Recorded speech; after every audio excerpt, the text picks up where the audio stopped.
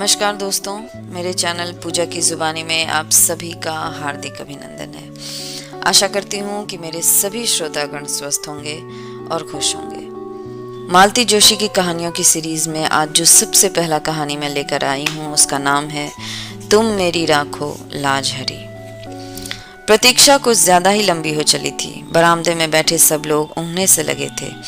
तभी कॉरिडोर से आती भारी पदचाप सुनाई दी और सब के सब एकदम सतर्क हो गए। यह अस्पताल की चिर परिचित सिस्टर लोगों की सौम्य किंतु सधी हुई पदचाप नहीं थी, बल्कि पुलिस के जूतों की भारी भरकम आवाज थी।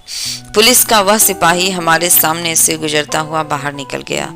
कुछ ही पल बाद वह लौटा तो अकेला नहीं था, इंस्पेक्टर शुक्ला भी उसके साथ थे। होश में आ गई है शायद, एक सम्मिलित स्वर उभरा। संभवतः मैं उठ खड़ी हुई, पर मुझे इशारे से वहीं रोक दिया गया। मन मारकर मैं बैठ गई। अब सबकी चौकन्नी नजर मुझ पर थी। उसकी माँ, उसका भाई, उसकी बहन, सब मुझे घूर रहे थे। उनकी नजरों में एक अभियोग साफ साफ झलक रहा था। उनकी घूरती हुई आंखों से बचने के लिए मैं बाहर लॉन में आकर बैठ गई, जहां सब मुझसे अनजान थे। किसी को ये पता नहीं था कि कल तक मैं एक शहीद की माँ थी, पर आज मैं क्या हूँ, यह तो संध्या का बयान ही तय करेगा। उसके परिजनों की आंखों में अगर अविश्वास, संशय या तिरस्कार है तो वह अस्वाभाविक नहीं है। संध्या को आत्महत्या के लिए प्रेरित करने के लिए अगर वे मुझे उत्तरदायी मान रहे थे तो इसमें आश्चर्य नहीं था। सास बहू का रिश्ता विवादास्पद ही होता है, फिर एक युवा सुंदर विधवा बहू के साथ तो लोग सामान्य रिश्ते की कल्पना भी नहीं कर सकते। खासकर बहू के नाम पर बैंक में एक मोटी रकम जमा हो तो यह संदेह और भी गहरा हो जाता है।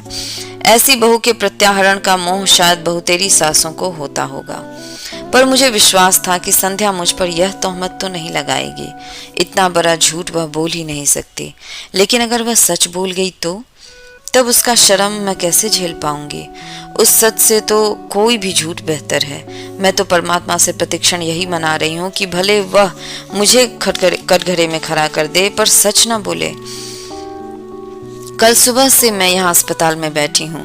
खबर पाते ही बंबई से उसकी माँ, उसका भाई तथा दिल्ली से उसकी बहन आ पहुंची हैं। मेरी बेटी सविता भी लखनऊ से चल पड़ी है। अड़ोसी पड़ोसी, नाते रिश्तेदार अस्पताल के चक्कर लगा रहे हैं। बारी बारी से आकर कुशल क्षेम पूछ रहे हैं, चाय नाश्ते की पेशकश कर रहे हैं। पर सविता के पापा शर्मसार होकर घर में ऐसे दुबक गए हैं कि एक बार झांकने भी नहीं आए हैं। लोग समझ रहे हैं कि जवान बेटे की मृत्यु से वे इतना टूट गए हैं कि अब किसी नई त्रासदी का सामना करने की उनमें हिम्मत नहीं है। घर में बैठकर वे सबकी सहानुभूति और आदर बटोर रहे हैं, और सारी जद्दोजहद से गुजरती हुई मैं सबकी नफरत झेल रही हूँ। संदेह भरी नजरों से छलनी हो रही हूँ। इस हादसे के बाद मैंने प्राणपण से चाहा था कि संध्या अपने परिवार में वापस लौट जाए। मैंने बार बार यह संकेत भी दिया था कि हमें उसके रुपए पैसे का कोई मोह नहीं है। वह सब कुछ अपने साथ ले जा सकती है। उसके वहां रहने पर भी इस घर पर, यहाँ की धन संपत्ति पर उसका हक ही बना रहेगा। अपना बुढ़ापा हम अकेले काट लेंगे। बस हमें इस जिम्मेदारी से मुक्त कर दिया जाए। इस जिम्मेदारी के चलते तो मैं बेटे के लिए रोना भी भूल गई थी। जब उन लोगों की ओर से कोई पहल नहीं हुई तो मुझे ही निर्णय लेना पड़ा। सविता के साथ मैं उस पूरे साजो सामान के साथ बंबई मैंने उसे भेज दिया। उसके बैंक के खाते का स्थानांतरण की व्यवस्था भी कर दी। लेकिन 15 दिन भी नहीं बीते थे कि वह बेरंग चिट्ठी की तरह लौट आई। साथ में उसकी माँ भी थी। समधन ने हाथ जोड़कर कहा कि बहन जी, आपका इतना बड़ा घर है, लड़की कहीं भी पड़ी रहेगी, आपकी सेवा करके ही जिंदगी गुजार देगी। मैंने रोकते हुए कहा, यह घर तो उसी का है, वह जब चाहे यहाँ आ जा सकती है। आपने कुछ अच्छा ही सोचा होगा बहन जी। मैं जानती हूँ घर की बात बाहर नहीं उछालनी चाहिए, पर आप तो अपनी हैं, आपसे क्या छिपाना। इसके पिता की मृत्यु के बाद उस घर में बहू का ही राज हो गया है। पर मैं आपसे क्या कहूँ, अब उस घर में मेरे बेटे बहू का ही राज चलता है। वो मेरी बेटी को चैन से जीने नहीं देंगे, और मैं कौन सा हमेशा के लिए बैठी रहूंगी। मेरे जाने के बाद क्या होगा। अरे, आपको अपने बेटे पर जरा भी एतबार नहीं है। बेटा अपना है तो क्या हुआ बहन जी, बहू तो पराए घर से आई है। बेटा तो अब उसी की आंख से देखता है, उसी के कान से सुनता है। अपना दिल दिमाग सब उसने बीवी के पास गिरवी छोड़ रखा है। इसके बाद कुछ कहने का सवाल ही नहीं था। एक कोशिश मैंने और की थी, उसकी डॉक्टर बहन के सामने प्रस्ताव रखा था। यूं तो वह संध्या से 10 साल बड़ी थी, पर बहन तो बहन ही होती है, कुछ तो लगाव होगा ही। हमारी तुलना में तो वह ज्यादा अपनी होगी। हम लोगों का साथ ही कितना था, कुल जमा 1.5 साल। उससे भी आधे दिन वह पति के साथ या फिर पीहर में ही रही थी। लेकिन उसकी बहन ने भी मेरा अनुरोध स्वीकार नहीं किया। वह बोली, आंटी जी मैं डॉक्टर हूँ, दिन में 15 घंटे बाहर रहती हूँ, कभी कभार रात को भी जाना पड़ जाता है, और इनका क्लिनिक घर पर ही है। कभी कोई ऊंच नीच हो गई तो मुसीबत ही होगी। मतलब वह कोई खतरा नहीं लेना चाहती थी। अब उसे कैसे समझाती कि इसी ऊंच नीच का तो मुझे भी डर है, इसलिए तो मैं सबकी चिरौरी करती फिर रही हूँ। कैसे कहती कि औरत, खासकर अकेली औरत, इनकी कमजोरी है, पर अपने पति के बारे में यह सब कहना अपने आप को गाली देने जैसा है। इसलिए तो सारी उम्र ओट सीकर इस दर्द को पीती रही हूँ। जानती हूँ कि जब पुरुष की नीयत खराब होती है तो जाति, उम्र, रिश्ते, सारी चीजें गौण हो जाती हैं। इसके चलते मैंने कितनी नौकरानियों को भुगता है मैं ही जानती हूँ। रिश्ते की बहनों और नंदों की मैंने मजबूरन चौकीदारी की है, पर से भी कभी दुआ सलाम के आगे संबंध नहीं बढ़ने दिया। पूरी जिंदगी बहुत चौकस रही हूँ, घर की इज्जत पर आंच ना आने दी, पर अब मुझसे यह सब नहीं होगा। टूटा हुआ मन और थका हुआ शरीर लेकर मैं पराई लड़की की जिम्मेदारी कैसे संभाल पाऊंगी। मेरा मन उसी दिन कांप गया था जब शोक से बेहाल संध्या को इन्होंने अपने अंक में भर लिया था। दुख की उस कातर घड़ी में सोचने समझने की शक्ति लुप्त हो गई थी। फिर भी वह दृश्य मेरे अवचेतन में उतर गया था। अपनी सूजी हुई आंखें लेकर सविता ने उसी क्षण मेरी ओर देखा था। पल भर को हमारी नजरें मिली थी और उसने तुरंत ही आगे बढ़कर संध्या को गले लगा लिया था। उसे अपनी सहेलियों के साथ भी अपने पापा का बात करना या उनके साथ हंसी मजाक करना या उनकी चोटियों को खींचना, ये सब उसे अच्छा नहीं लगता था। वह अक्सर कहती कि मम्मा स्कूल में आप ही आया करो, पापा को बिना बात के वहां मत भेजा करो, मुझे बड़ा ऑकवर्ड लगता है। मैंने भी कितनी बार इनसे कहा था कि हम लोग अंग्रेज नहीं हैं, हमारे यहाँ किसी महिला की तरफ इस तरह देखना अच्छा नहीं माना जाता, पर ये उल्टा मुझ पर ही बिगड़ जाते। कहते तुम्हारा तो दिमाग ही खराब है, हर बात का तुम गलत मतलब ही निकाल लेती हो। तो संध्या का मेरे पास रहना तय हो गया। मुझे लगा जैसे मैंने अपने आंचल में अंगार भर लिया है। 15-20 दिन सविता को मैंने रोक लिया। वह साए की तरह संध्या के साथ बनी रही, पर वह भी कितने दिन रहती। उसका भी घर बार, बच्चे थे, बूढ़े सास ससुर थे, उसे तो जाना ही था। अपनी मुसीबत हमें भुगतनी ही भुगतनी थी। अपना दुख पीकर मैं बहू के घाव सहलाने में जुट गई, पर इन्होंने मुझे मौका ही नहीं दिया। उसका पूरा भार इन्होंने अपने ऊपर ले लिया। इनकी सारी दिनचर्या उसी धुरी पर घूमने लगी। सुबह शाम पेपर पढ़ना, न्यूज सुनना, सीरियल्स देखना, सब साथ साथ होने लगा। दोपहर में कैरम या लूडो खेला जाता, उसे ब्रिज का गेम सिखाया जाता, उसके लिए लाइब्रेरी लगवाई जाती, उसके लिए नई नई कैसेट्स और सीडी घर में आने लगी थी। फिर एक दिन इन्होंने घोषणा की कि वे संध्या को ड्राइविंग सिखाएंगे। मैंने कहा, देखिए जो कुछ दिल बहलाव करना है घर में बैठकर कीजिए, बाहर 4 लोग देखेंगे तो 4 तरह की बातें करेंगे। लोगों को किसी के सुख दुख से कोई मतलब नहीं होता, वे बस बातें करना जानते हैं। लड़की नाहक बदनाम हो जाएगी। वे एकदम भड़क गए। क्या दकियानुसी सासू की तरह बात करती हो? जिंदगी भर क्या उसे घर में कैद करके रहना है? जिंदगी भर ना सही, पर कायदे से साल 6 महीने तो घर में रहे। फिर अपनी ही बात काटकर मैंने कहा, हम लोग उसे कॉलेज में दाखिला क्यों नहीं दिलवा दें? वह अपनी छुटी हुई पढ़ाई भी पूरी कर लेगी। कल को अगर नौकरी करना चाहे तो हाथ में डिग्री भी होगी। नौकरी क्यों करेगी? क्या तुम्हारे घर में उसके लिए खाने को नहीं है? ओफो, नौकरी की तो बात मैंने यूं ही कह दी थी। मैं तो यह कह रही थी कि कॉलेज जाएगी, थोड़ा खुली हवा में सांस लेगी, हम उम्र लोगों के बीच रहेगी तो उसे भी अच्छा लगेगा। हम लाख कोशिश कर लें, उसकी उम्र के तो नहीं हो सकते ना। बल्कि मनीष की मृत्यु ने मुझे 10 साल और आगे लाकर पटक दिया है। और फिर लिहाजा यही तय हुआ। संध्या कॉलेज जाने लगी।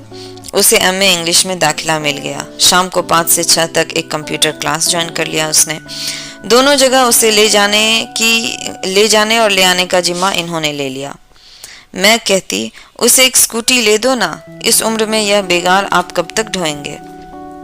वे कहते, मुझे और काम भी क्या है, उतना ही समय कट जाता है, आने जाने से थोड़ी ड्राइविंग भी सिखा देता हूँ। टू व्हीलर तो आज मैं उसे ले दूं, पर कॉलेज इतनी दूर है, उसके घर लौटने तक हमारी जान सांसत में बनी रहेगी। आजकल के लड़के भी कम शरारती नहीं होते। मैं जाता हूँ तो थोड़ा रौब रहता है, ज्यादा बदतमीजी नहीं करते। इन्होंने तो अपना वक्त बांध लिया था, पर मेरा समय काटे नहीं कटता था। 3 प्राणियों के परिवार में मैं एकदम अकेली पड़ गई थी। गृहस्थी से मन उचट गया था, फिर भी उसे ढोना पड़ रहा था। भूख प्यास गायब हो गई थी, फिर भी दोनों वक्त रसोई में सिर देना पड़ता था। जिस दिन भी थोड़ी कोर कसर रह जाती, वह फौरन कहते, हम लोग तो बूढ़े प्राणी हैं, खिचड़ी खाकर भी जी लेंगे, पर इस लड़की का तो कुछ ख्याल करो, वह तो अपने मुंह से कुछ न कहेगी। 3-4 महीने बाद सविता फिर एक बार चली आई। लाख ससुराल में थी, पर उसका मन तो वहीं अटका हुआ था। जानती थी कि भाई के मृत्यु के बाद मम्मी पापा कितने अकेले पड़ गए हैं। आते ही बोली, मम्मा तुम्हें क्या हो गया है, बीमार हो क्या? इन 4 महीनों में तो तुम आधी भी नहीं रह गई। मैंने सूखी हंसी हंसकर कहा, अब इस जन्म में तो मैं मुटाने से रही, तुम्हारा भाई मुझे जिंदगी भर का रोग दे गया है। 2 दिन में ही उसे सारी दिनचर्या समझ में आ गई। बोली, यह क्या बात है मम्मा, दिन भर तुम ही लगी रहती हो, इसमें नई बात क्या है? तुम्हारी शादी के बाद तो मैं अकेले ही सब करती रही हूँ, पर अब तो घर में संध्या भी है, उसे तुम्हारा हाथ बटाना चाहिए। पर उसके पास समय कहाँ है बेटा? क्यों? सुबह उसका कॉलेज हो जाता है, ठीक है, पर शाम का खाना तो वो बना ही सकती है ना। सच कहूं सभी, अब उससे कुछ कहते हुए भी मुझे संकोच होता है। लगता है वह इस घर में मेहमान है। कहने की जरूरत ही क्या है, उसे खुद नहीं सोचना चाहिए क्या मम्मा? शायद अब उसको भी इन चीजों में रस नहीं रह गया। पहले जब आती थी मुझे रसोई में घुसने नहीं देती थी, सुबह शाम नई नई चीजें बनाकर खिलाती रहती थी, पर शायद अब उसका भी मन हट गया है, और ठीक भी है। यह उसकी गृहस्थी तो नहीं है, वह बस समय काट रही है, और सच तो यह है कि हम सब अपना समय काट रहे हैं। और ये पापा क्या कर रहे हैं? एकदम उसके ड्राइवर ही बन गए हैं। शाम का तो चलो ठीक है, पर सुबह तो अपने से जा सकती है ना हो तो उसे एक स्कूटर ले दो। यह बात तुम ही उससे कहना। और सचमुच इस बार वह डरी नहीं, सवाल ही कर डाला। बोली, पापा हमें तो याद नहीं आता कि आपने हमें कभी कॉलेज छोड़ा हो या लेने आए हो। आप तो जैसे अपना ड्यूटी ही लगा बैठे हैं। इन्होंने एक बार मेरी तरफ घूर कर और फिर उससे कहा, बेटा जब तुम पढ़ती थी तब न मेरे पास समय था न गाड़ी थी, अब तो मेरे पास समय ही समय है। मैं तुम्हारी माँ की तरह 24 घंटे ठाकुर जी के सामने ध्यान लगाकर नहीं बैठ सकता। मुझे भगवान से नफरत हो गई है। सारे व्रत अनुष्ठानों पर से मेरा विश्वास उठ गया है, इसलिए मैं अपनी शांति कहीं और खोजता हूँ। एक बात और सभी, तुम्हारी अपनी एक भरी पूरी दुनिया है और यह लड़की बिल्कुल अकेली है। मैं उसका अकेलापन बांटने की कोशिश करता हूँ और उसका तो एक बहाना है। सच तो यह है कि मैं अपना भी अकेलापन बांटने की कोशिश कर रहा हूँ। आखिरी बात कहते कहते इनका स्वर कातर हो आया था। हम दोनों शर्म से जैसे पानी पानी हो गए थे। अपने दुख को सहलाते हुए हम यह भूल ही गए थे कि मरने वाला इनका भी कोई था। वह इनकी भी आंखों का सपना था, बुढ़ापे की लाठी थी, कलेजे का टुकड़ा था। हम लोग तो रोग आकर अपना दुख हल्का कर लेते हैं, पर ये तो पुरुष न होने की विवशता को ढूंढ रहे हैं। सारा हाहाकार मन में ही दबाए बैठे हैं। उस अश्रुसिक्त वेला में मैंने इस सारे अपराध क्षमा कर दिए। नवंबर में नेहा की शादी निकल आई। इकलौती ननद की इकलौती बेटी की शादी थी। अपना सारा शौक समेटकर हमें भात की तैयारी में जुट जाना पड़ा।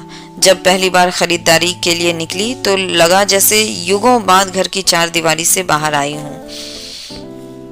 संध्या और उसके पापा तो इस बहाने रोज बाहर जा रहे थे, पर मैं साल भर से घर में कैद होकर रह गई थी। मंदिर तक जाने का मन न होता था। शादी से 8 दिन पहले कृष्णा भात मांगने आई थी तो साथ में पीले चावल भी लाई थी। निमंत्रण देते हुए बोली, भाभी आप लोगों को पूरे 4 दिन तक वहीं आकर रहना है। 17 को लेडीज संगीत में आओगी तो 20 को बेटी के विदा के बाद ही लौटोगी। शादी में तो खैर आना होगा ही कृष्णा, पर संगीत वंगीत में मैं नहीं आ सकूंगी। क्यों? अरे क्या करूं, कहीं जाने का मन ही नहीं होता। तुम विश्वास नहीं करोगी, पिछले साल सवा साल में हम लोगों ने एक भी शादी अटेंड नहीं की है। अब यह घर की शादी है, इसलिए तो कह रही हूँ। तुम नहीं जाती हो तो भैया भी नहीं जा पाते हैं। ऐसा कब तक चलेगा भाभी? जीना है तो जिंदगी कुछ शर्तें भी माननी होंगी, इसलिए आग्रह कर रही हूँ कि तुम आओगी और सारे कार्यक्रम अटेंड करोगी। सच कहूं कृष्णा, इस लड़की को घर छोड़कर कहीं जाने का मन नहीं होता, तो उसे भी लेती आओ ना। ऐसे भी तो सब जगह जाती आती रहती है। सुरेश नरेश बताते रहते हैं, अक्सर मामा के साथ गाड़ी में दिख जाती है। जरूर दिख जाती होगी। वो सुबह कॉलेज जाती है, शाम को कंप्यूटर क्लास जाती है। लाने ले जाने की ड्यूटी इनकी ही है। अब क्या करें, इतनी बड़ी जिंदगी उसके सामने है तो कुछ ना कुछ तो करना ही पड़ेगा। हम लोग तो सब दिन बैठे नहीं रहेंगे ना। हाँ खैर वो तो ठीक है, कृष्णा ने जैसे उकता कर कहा। पर तुम्हें संगीत में जरूर आना है, नहीं तो मैं भात नहीं लूंगी, कह देती हूँ भाभी। और बहू को भी ले आना, उसका भी मन बहल जाएगा। अरे तुम जरा खुद उसे कह देती तो, मैंने दबी जबान में कहा, पर कृष्णा ने जैसे ध्यान ही नहीं दिया। बहुओं को इतनी लिफ्ट देने के पक्ष में वह कभी नहीं थी। बोली, तुम लोगों से तो कह दिया, वह क्या तुमसे अलग है जो उससे अलग से कहूं? कभी कभी दो शब्द भी लोगों को कितने भारी पड़ जाते हैं। बड़ी मुश्किल से संध्या को राजी किया जा सका था। उसके बाद दूसरी समस्या सामने आई। मम्मी जी मैं क्या पहनूं? यह बात नहीं कि उसके पास कपड़ों की कमी थी, वह तो रोज ही बाहर जा रही थी, अपनी मनपसंद पोशाक और मनपसंद रंग पहन रही थी। मैंने कभी टोका टाकी नहीं की, मेरा तो उस ओर कभी ध्यान भी नहीं गया। पर यह प्रसंग अलग था और इस बात को संध्या भी समझती थी। वहां उसे एकदम वैरागिनी बनाकर तो नहीं ले जाती, फिर भी कुछ सतर्कता बरतना जरूरी था। वहां तमाम जाति बिरादरी की महिलाएं होंगी, कृष्णा के ससुराल वाले भी होंगे। जरा सी चूक हुई नहीं कि सबको चर्चा के लिए विषय मिल जाएगा। अपनी सारी अलमारी खंगालकर मैंने उसके लिए मोतिया रंग की एक साड़ी निकाली। मोती मूंगे वाला एक हल्का सा सेट निकाल कर दिया। उसका सहज सौंदर्य उतने में ही खिल उठा। अपने लिए मैंने उससे भी हल्के रंग की एक चंदेरी निकाल ली। इन्होंने देखा तो बेहद नाराज हो गए। तुम दोनों मेरे बहन के यहाँ मंगल गीत गाने चल रही हो या मातम करने? मैंने कहा, प्लीज आप हमारे बीच में ना पड़िए। 4 लोगों के बीच में जरा सोच समझ कर ही जाना पड़ता है। फिर ये कुछ नहीं बोले, पर पूरे समय मुंह फुलाए रहे। हम लोग जब पहुंचे तो कार्यक्रम शुरू हो चुका था। नेहा की सहेलियां किसी फिल्मी गीत पर नाच रही थी। हम लोगों के पहुंचते ही कुछ क्षण को नृत्य रुक गया। सबकी आंखें संध्या की ओर उठ गईं। उन आंखों में कौतूहल था, करुणा थी, ईर्ष्या थी और उपहास भी थी। कृष्णा ने आगे बढ़कर मुझे अंक में भर लिया और वरिष्ठों की पंक्ति में लाकर बिठा दिया। संध्या असमंजस में थोड़ी देर तक खड़ी रही, फिर चुपचाप मेरे पास आकर बैठ गई। वहां इतनी सारी लड़कियां थीं, पर किसी ने उसे आवाज नहीं दी। कृष्णा की दोनों बहुओं ने उससे बात भी नहीं की और नेहा तो मानो दूसरी दुनिया में ही विचर रही थी। उसकी सगाई के दिन संध्या ने ही उसे तैयार किया था, पर आज उसे वह हेलो कहने तक नहीं आई। मुझे एक और प्रसंग याद आया। मनीष की शादी के 2 महीने बाद ही नरेश की शादी हुई थी। उस समय संध्या नई नवेली दुल्हन थी, पर सबके अनुरोध पर वह इतना अच्छा नाची थी कि मेरा कलेजा गज भर का हो गया था। और आज जैसे वह उस बिरादरी से बहिष्कृत हो गई थी। करीब 9 बजे के आसपास इन्होंने मुझे बुलाया। बोले, ये गाना बजाना तो शायद 12 बजे तक चलेगा, मैं निकलता हूँ। सुरेश या नरेश कोई तुम लोगों को छोड़ देगा। अरे आपका खाना? पुरुषों की पंगत हो चुकी है, अब तुम लोग आराम से खाती पीती रहना, मैं निकलता हूँ। तभी देखा कि संध्या मेरे पीछे आकर खड़ी हो गई। धीरे से बोली, मम्मी जी मैं भी पापा के साथ चली जाऊं? एक क्षण मन में दुविधा सी हुई, पर मैंने देखा उसकी आंखें एकदम डबडबाई सी लग रही थीं। लगता था अब बरसी की तब बरसी। मैंने कहा, जाओ, और वह दोनों चले गए। वापस आकर बैठी तो कृष्णा की ननद ने पूछा, बहुरानी चली गई? हाँ, मैंने कहा, और अनायास मेरा आक्रोश फूट पड़ा। बैठकर करती भी क्या? न उसे मेहंदी रचानी थी, न महावर लगाना था, न गाना गवाना था, न ठुमके लगाने थे। जिसके लिए आई थी वह अपने में ही मगन है। उसने भाभी की ओर झांका भी नहीं। सुरेश नरेश की बहुएं उससे ऐसे छिटक रही थी जैसे छू जाएंगी तो अनर्थ हो जाएगा। इतनी लड़कियां हैं, पर यहाँ पर किसी ने उसे पास में बैठने तक को नहीं कहा। बेचारी बड़ी बूढ़ियों के बीच बैठी रही। वह तो आने के लिए भी तैयार नहीं थी, मैं ही जबरदस्ती लिवा लाई थी। पर अब पछता रही हूँ, नाक उसके घाव हरे कर दिए मैंने। और यह सब कहते हुए मैं पता नहीं कब सुबकने लगी। घाव संध्या के ही नहीं, मेरे भी हरे हो गए थे। मनीष की मृत्यु का यह नया पहलू अपने भयावह रूप में मेरे सामने आया था और मैं दहल गई थी। उधर कृष्णा की जेठानी भुनभुना रही थी कि शादी वाले घर में रोकर असगुन कर रही है। इन्हें किसने बुला लिया यहाँ? मैंने बुलाया है, कृष्णा ने करक कर कहा। भाभी है मेरी, नहीं आ रही थी, फिर भी जिद करके लाई हूँ। पर क्या पता था। प्लीज कृष्णा, मैंने उसके हाथ जोड़ लिए। मैं पहले ही बहुत शर्मिंदा हूँ, मुझे और शर्मिंदा मत करो। इसके बाद महफिल तो एक तरह से उखड़ ही गई थी। फिर भी खाते खिलाते 12 बज गए थे। उन लोगों ने शादी के लिए एक वैन ले रखी थी, उसी से सबको घर छोड़ रहे थे। बेल बजाते हुए सोच रही थी कि ये छूटते ही पूछेंगे इतनी जल्दी कैसे आ गई। पर मैं कुछ बताऊंगी नहीं, मुझे ही डांट पड़ेगी कि वहां तमाशा करने की क्या जरूरत थी। पर इन्होंने कुछ पूछा ही नहीं। दरवाजा खोलकर चुपचाप बिस्तर पर चले गए। रोज 12 तक चलने वाला टीवी भी आज बंद था। कपड़े बदलते हुए देखा, इनके बाएं हाथ पर पट्टी बंधी हुई थी। मेरी पुरानी साड़ी को फाड़कर बेतरतीब सी बंधी हुई थी। ये हाथ में क्या हुआ आपको? वो कट गया। कैसे? थोड़ी देर चुप रहे, फिर बोले, दरवाजे में आ गया था। दरवाजे में कैसे आ गया? इन्होंने कोई उत्तर नहीं दिया, करवट बदलकर लेट गए। ठीक तो है, जब हमें कोई तकलीफ होती है किसी की पूछताछ भी अच्छी नहीं लगती। कुछ लगाया था? हाँ, डेटॉल लगाया था। इनके स्वर में बेजारी थी।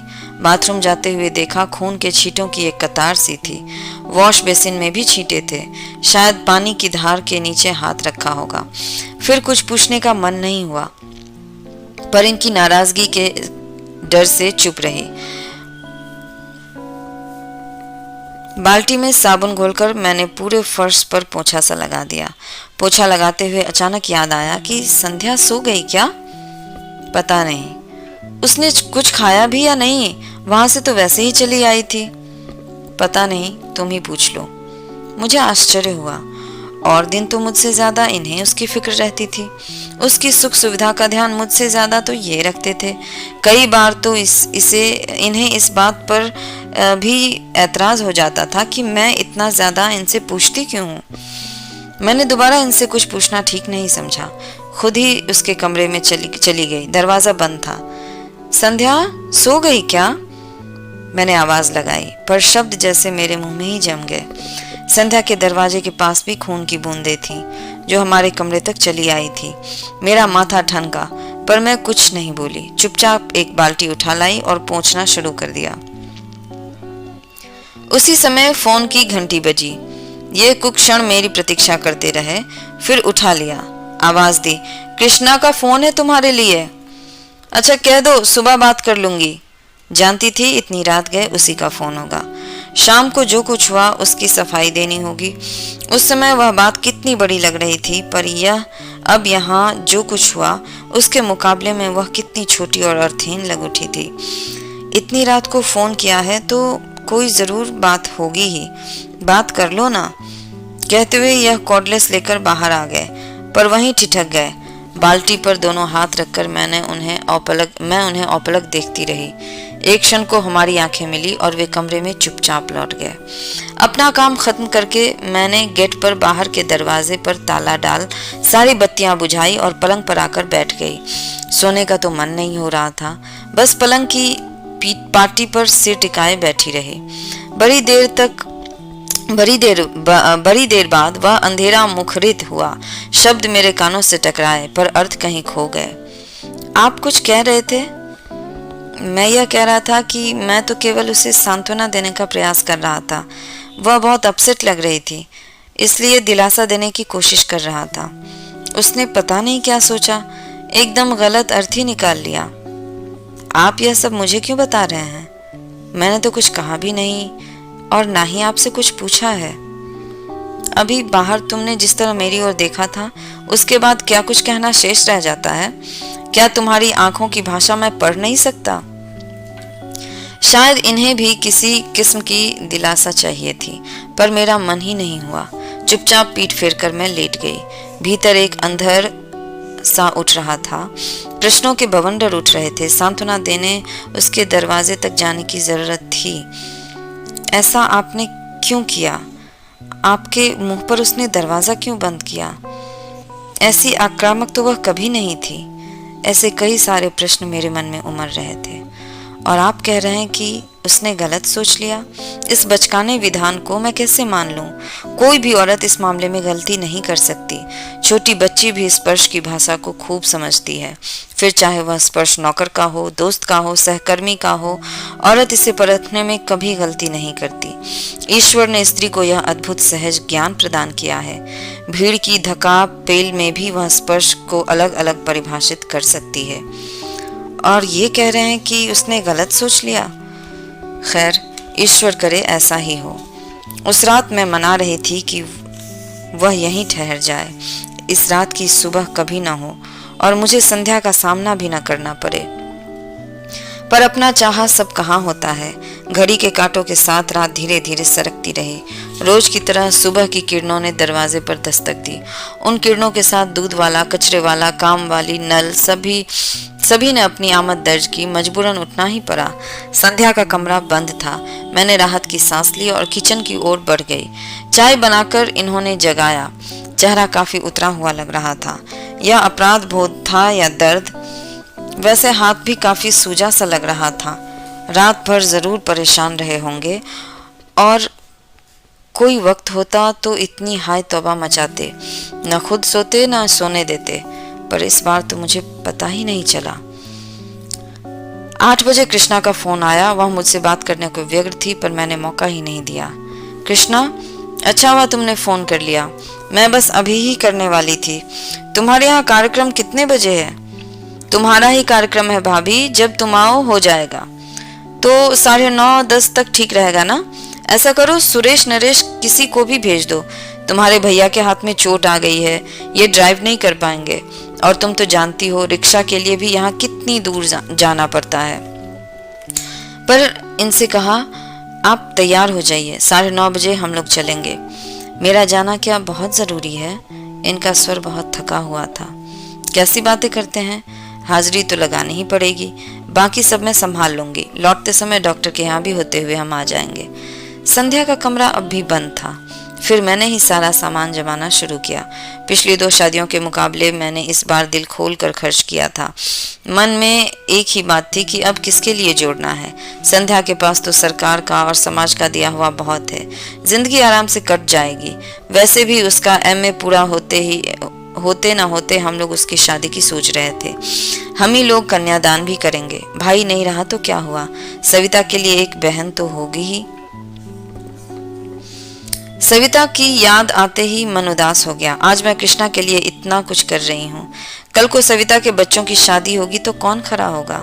उसकी सास की बाईपास न हुई तो सविता आज यहाँ होती, तब वह भी मेरी तरह उदास हो जाती। ठीक 9 बजे नरेश गाड़ी लेकर आया। संध्या का कमरा तब भी बंद था। जब तक ये तैयार हुए, मैंने और नरेश ने मिलकर पूरा सामान गाड़ी में जमा दिया। जाने से पहले इसे जगा तो दूं, ऐसा सोचकर मैं संध्या के दरवाजे पर दस्तक देने चली गई।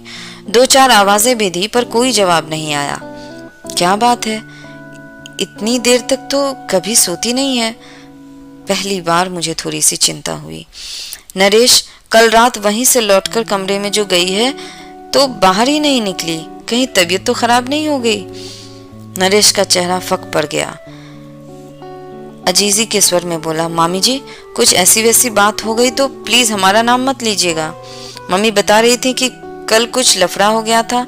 आप तो जानती हैं, शादी ब्याह में ये सब चलता ही रहता है। वह बोलता जा रहा था और मेरा दिमाग ऐसी वैसी बात पर अटका हुआ था। ऐसी वैसी बात का मतलब? पर उसके कुछ कहने से पहले ही मतलब मेरे मस्तिष्क में कौंध गया। आशंका से मैं कांप उठी। नरेश, किसी तरह दरवाजा खुलवाओ। और मैंने कहा कि ना हो सके तो तुम दरवाजा को तोड़ दो। मेरा धैर्य टूट रहा है। अनिष्ट की आशंका से मैं सहम गई। पर दरवाजा तोड़ना क्या इतना आसान था? मैं, नरेश, मेहरी सब जोर आजमा रहे थे। मोगरी, हथौड़ी सबका उपयोग कर रहे थे। शोर सुनकर पड़ोस के शुक्ला जी भी आ गए। उनकी भी मदद ली गई। बड़ी देर बाद थोड़ी सी फांक मिली तो धड़कते दिल से मैंने सबसे पहले पंखे का मुआयना किया। वह बंद था। फिर भी मैं राहत की सांस नहीं ले सकी क्योंकि कमरे का सन्नाटा बड़ा अशुभ लग रहा था। बड़ी देर बाद दरवाजा भरभरा कर गिरा तो हम लोग तेजी से भीतर दाखिल हुए। पलंग पर वह निस्पंद लेटी थी। कृष्णा के यहाँ से लौटकर उसने कपड़े भी नहीं बदले थे। नींद की गोलियों की शीशी सिराहने खाली पड़ी थी। इसके बाद का घटनाक्रम एक दुस्वप्न की तरह था। हम अस्पताल दर अस्पताल भटके, पर हर जगह उसे लेने से इनकार कर दिया गया। आखिरकार मजबूरन सरकारी अस्पताल की ही शरण लेनी पड़ी। फिर पुलिस आई। संध्या के पास पहरा बिठा दिया गया।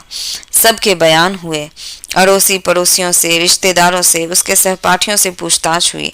उसके भाई बहनों को फोन किए गए। बेचारा नरेश इस हंगामे के बीच मामा जी की पट्टी करवा लाया था। पता चला 3 उंगलियों में हेयर लाइन क्रैक है और छोटी उंगली का एकदम कचूमर ही निकल गया है। अच्छा हुआ कि इस समय सबका ध्यान संध्या की ओर था। इनके एक्सीडेंट के बारे में किसी ने उत्सुकता नहीं दिखाई, नहीं तो किस किस को क्या क्या कैफियत देती। नरेश के जाने के बाद एक बात याद आई। घर में जब दरवाजे के साथ जोर आजमाइश हो रही थी, ये आंखें बंद किए आराम कुर्सी पर चुपचाप लेटे हुए थे। जब हम लोग संध्या को उठाकर बाहर ला रहे थे, तब भी इन्होंने सिर उठाकर या आंख खोलकर नहीं देखा। इस बात को अब 24 घंटे से ज्यादा बीत चुके हैं, शायद 28 घंटे। तब से मैं अस्पताल में ही बैठी हूँ।